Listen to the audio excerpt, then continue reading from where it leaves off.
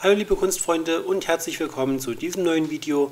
Heute als letztes Video der Reihe mit dem Sand- und Acrylic Pouring. Ich habe jetzt schon 2 weitere Videos davon gemacht. Falls ihr die noch nicht gesehen habt, schaut sie euch als erste an, denn dort habe ich die ganzen Tipps und Tricks dazu gegeben, was ich Schritt für Schritt mache. Genau die gleichen Abläufe habe ich auch für die Projekte in diesem Video. Genau der gleiche Ablauf, verschiedene Farben natürlich. Aber sonst soll es eher für euch dazu dienen, euch noch ein bisschen Inspiration zu holen, wenn ihr noch nicht so richtig wisst, wie und womit ihr anfangen sollt. Auf einige der Projekte habe ich zum Beispiel noch Blattgold oder Blattsilber gegeben. Das ist immer eine schöne Sache, wenn das Ganze auch noch ein wenig glitzern soll. Ansonsten spiele ich euch für dieses Video diesmal nur Musik in den Hintergrund ein, wünsche euch viel Spaß beim Zuschauen.